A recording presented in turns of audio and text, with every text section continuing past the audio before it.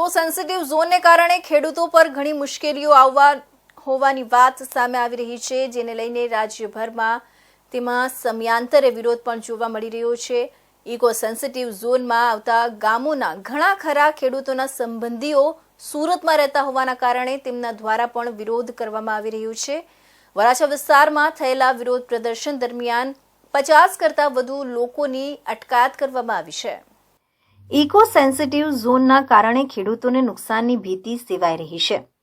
સરકાર દ્વારા ગીર સોમનાથ, જૂનાગઢ અને અમરેલીના 196 ગામડાઓમાં ઇકો સેન્સિટિવ ઝોન જાહેર કરાયો છે, જેનો ગામડાના ખેડૂતો દ્વારા વિરોધ કરવામાં આવી રહ્યો છે।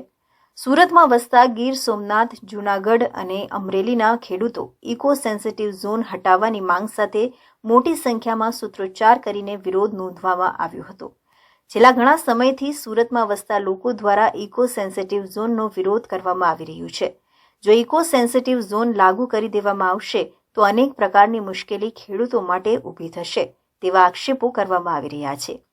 સુરતના કોંગ્રેસ નેતા સુરેશ સોહાગિયાએ જણાવ્યું કે ઇકો સેન્સિટિવ ઝોન જાહેર કરવાને કારણે 196 જેટલા ગામો તેના અંતર્ગત આવી જશે, જેને કારણે ખેડૂતોએ જ્યારે પણ પોતાની જમીનનું વેચાણ કરવાનું હશે ત્યારે ફોરેસ્ટ અધિકારીઓની મંજૂરી લેવી ફરજિયાત થઈ જશે।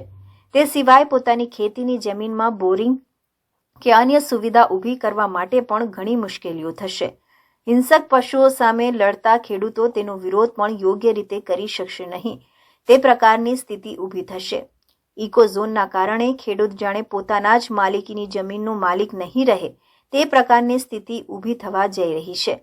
ત્યારે ખેડૂતો સાથે ઇકો સેન્સિટિવ ઝોનના નામે અન્યાય કરવામાં આવી રહ્યો હોવાને કારણે વિરોધ કરી રહ્યા છે।